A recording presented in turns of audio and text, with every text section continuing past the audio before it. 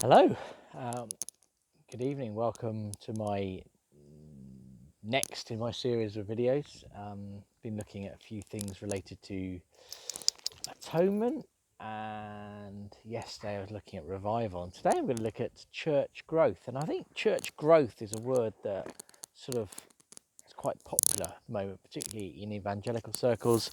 And then, to be honest with you, I'm going to talk about this. I'm a Baptist minister. I'm going to talk about it more from Baptistic um, culture than maybe some of the other cultures. But I think there are general principles that we can learn from and apply. So, excuse me if this doesn't apply to your denomination or family of churches. This is my experience. But I'll start off with this. A lot of Jesus' parables are about seeds, planting. They're very agricultural. They're very natural.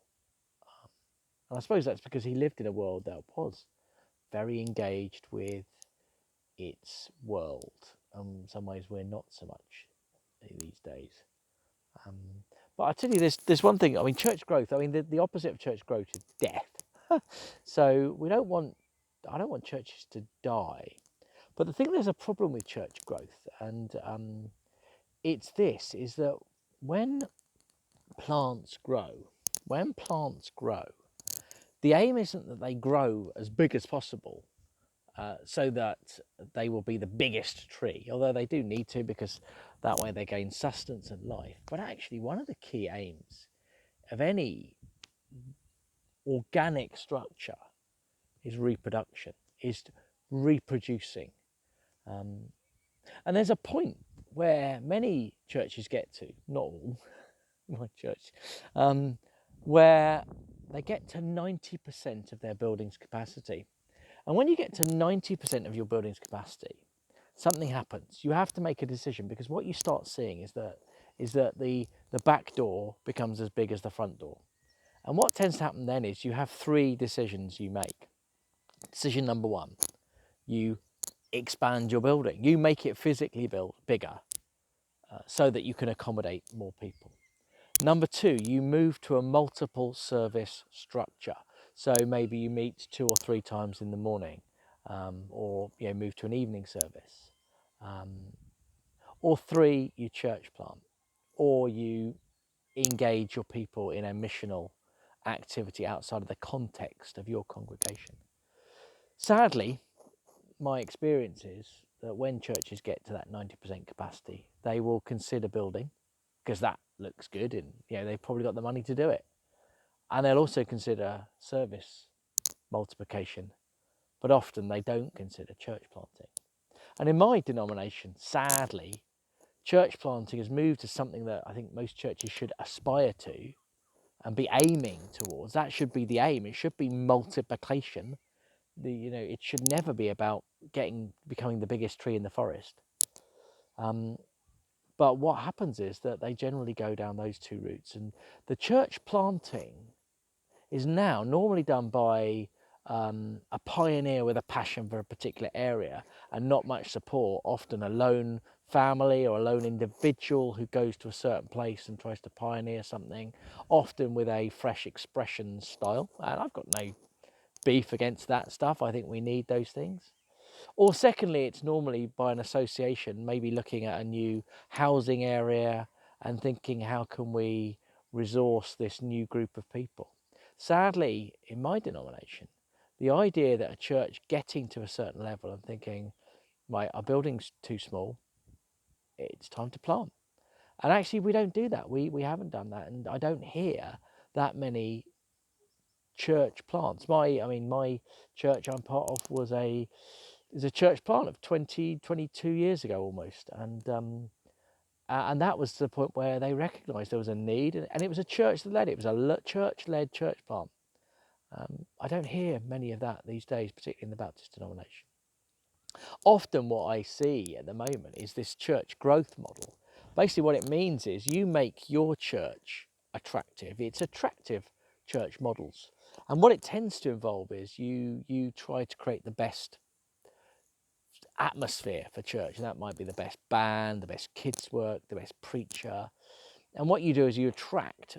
Unfortunately, what this does, although there is some organic growth, i.e., people becoming Christians, the majority of that attractional model attracts believers. It attracts already believers.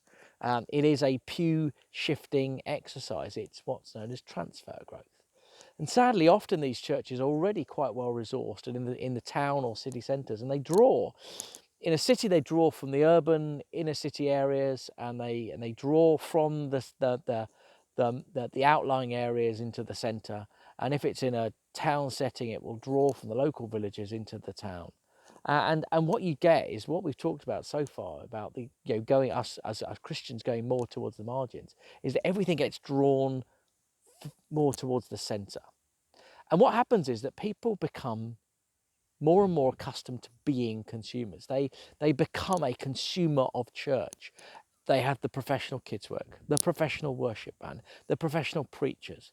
Everything is laid on, and all you have to do is pitch up. The idea, particularly in some contexts, is you do this and you create this big central church, and then you use it to send people out. But actually, what I'm seeing is that's not happening. And what's happening is that people, because they've become accustomed to being consumers, are not then thinking, oh, I need to go out. So the idea of going, once you've become that consumer, once your culture is consumption, you're not then ready to serve. You've not been equipped in any of the ministries. You've not been allowed to experience those different things. So church growth models fundamentally are wrong when they're about the growing of one single church.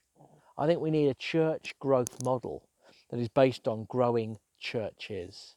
And I think what that means is equipping people in our communities to be missionary disciples, to be prepared to plant, so that when you get to a certain stage where your church building is 90% full, rather than thinking build or multiple services, you've already got a number of people saying, we're ready to plant, we're ready to go. And I think we need to build a culture around that. Some church structures do. The Vineyard churches are very good at building that structure. Sadly, often what they do is they build like-for-like churches. They go to a very similar area.